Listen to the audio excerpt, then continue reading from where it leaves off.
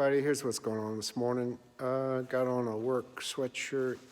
Shout out to Gaston's Fishing Resorts in northern Arkansas. Go online, check it out, it's a neat place. Trout fishing if you're into that kind of thing. So here's what's happening today. The fairing on the port side is on and aligned. That is no easy task. If you notice, I left the hardware, or some of the hardware loose, say most of it, and all these brackets, this is put into there, actually bolted to it. Not sure if I can get in there and show it to you or not. You can see it, it's tough. Oh, let's go underneath and try it. You still can't quite see it, but right, leaning the bracket back, it's back underneath this rail, all the way down the length of it, and all the way down the bottom of it.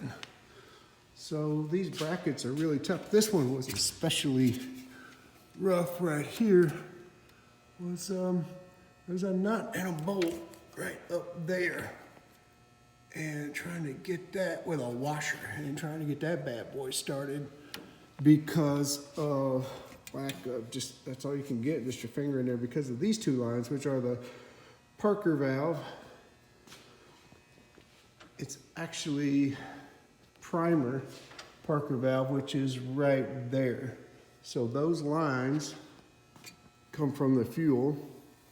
So they'll be connected to the fuel down there. They come through here. One's a suction, excuse me, and one's a pressure.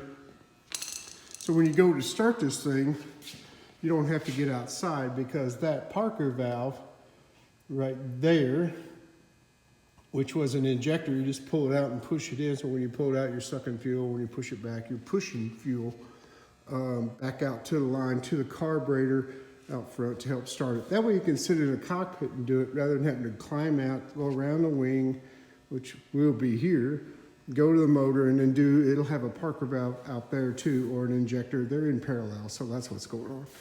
Anyway, got the fairing painted, which is what one of the earlier videos, we're trying to decide if we want to go gray or green or whatever. Here's a better look at it. You can see where the brackets and it just bolts to it, and that's a little bit easier to reach right back here, but there are some spots in this thing where it is just impossible. I had a short little clip early.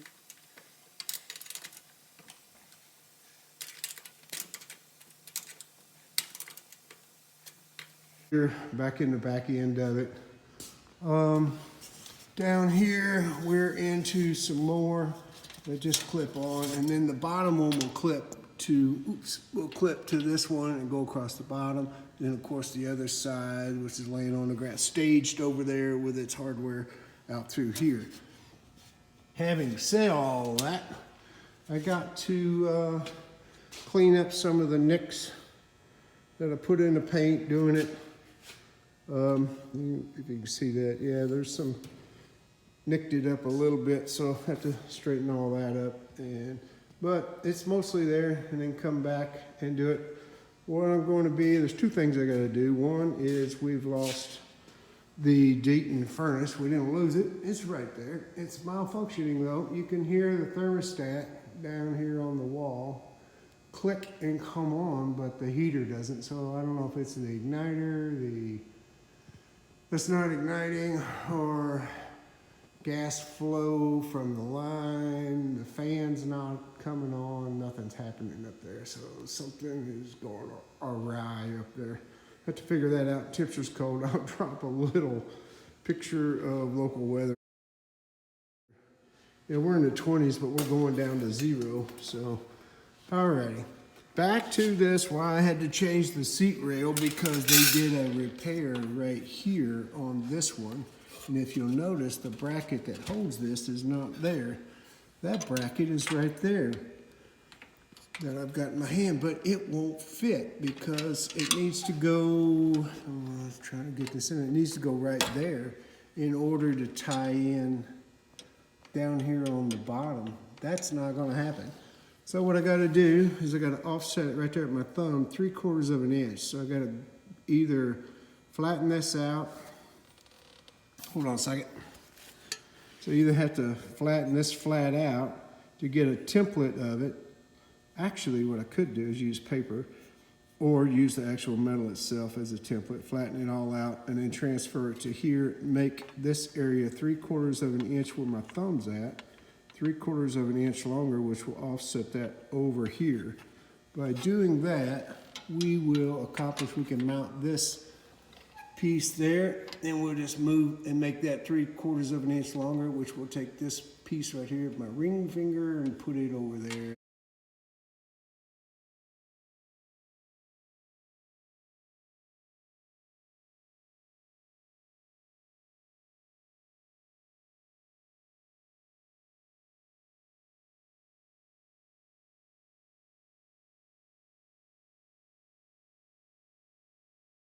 And then we should be in good shape.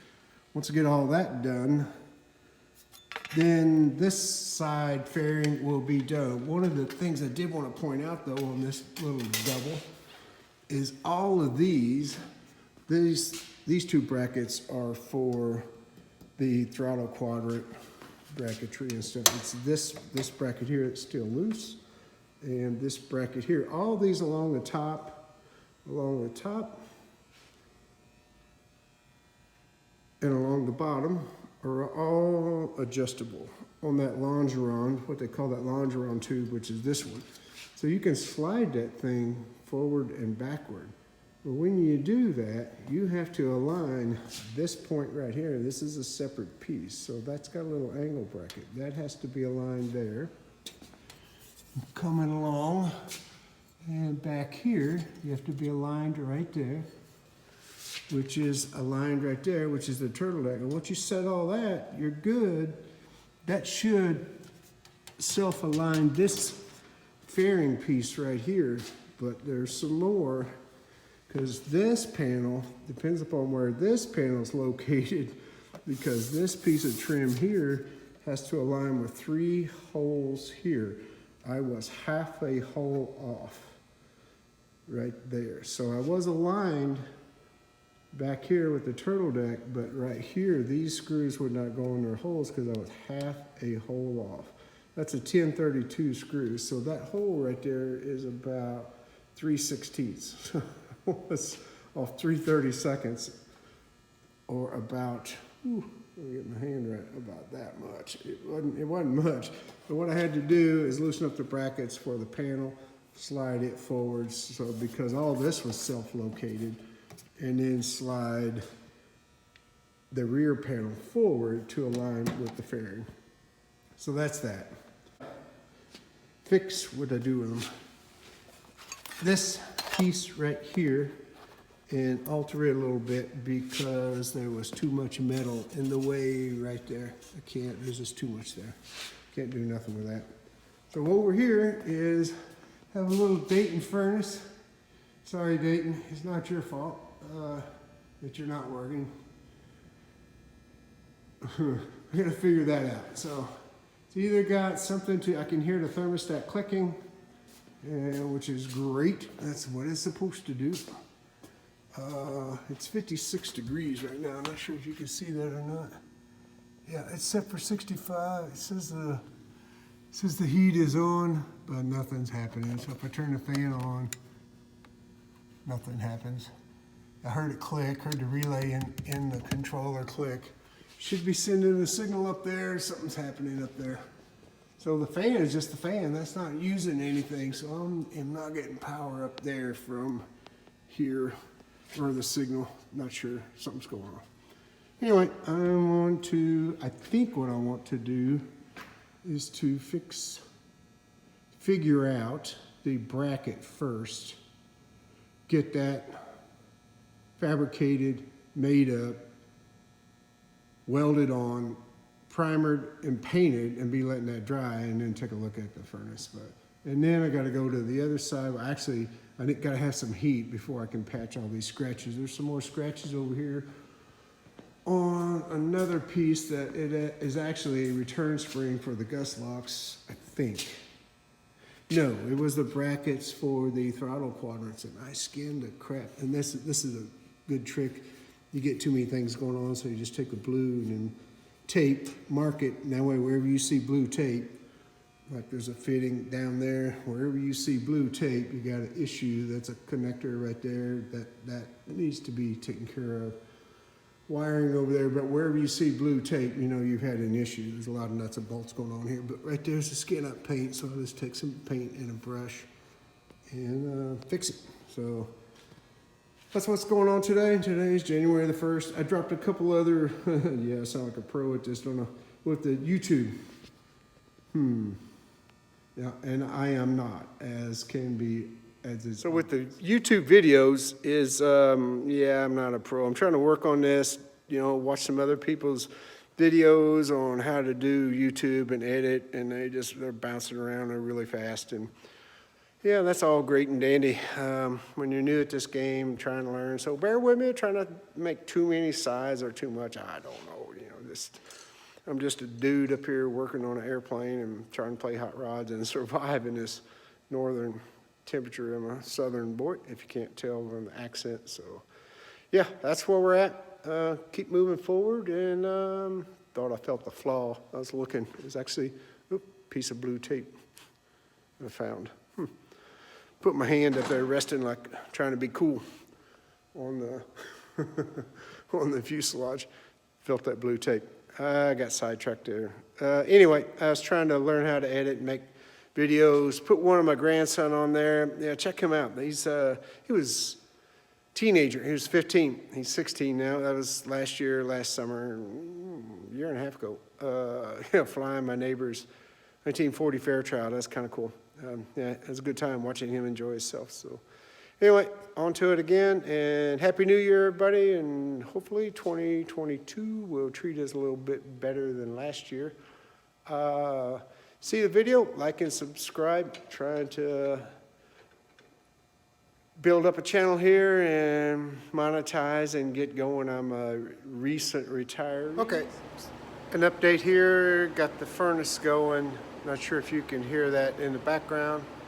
The culprit was the solenoid valve for the gas. It's a gas-fired unit. So I had to go through and figure out the sequence, or actually the sequential sequence of operation for this particular unit. So in other words, what happens is the thermostat will not meet its parameters, or it'll be colder than what its setting is, so it calls for heat, sends a 24-volt signal back to the control board, and at that point it fires the exhaust valve, the exhaust motor, which it wants to purge the chamber and unit of any previous gas fumes. And once it fires that motor, it makes a pressure switch, and that's satisfied, so it knows it can get rid of the combustible material out of the chamber. Then it goes on, has another time, and then it fires this particular one has a piezo firing mechanism, so it just creates a spark like a spark plug. Also fires a gas valve at that point and lights the fire. Then it has to sense it. Has another thermocouple in there that senses flame or heat, and then it's satisfied, and then it'll just heat up till the thermostat comes up to temperature and shuts the 24-volt signal off, and then the unit will quit firing, making fire and heat. It'll still run the chamber across the heat exchanger, still runs the exhaust fan, and then those will time out, and then it'll shut off, and then just repeat the cycle. So yeah, I had to figure all that out, but it was that's a long-winded explanation of what happened. It's just broke, fix it. Anyway, that's an update, and that's it for now. Just hang in some more fairings and keep moving on this project. See ya.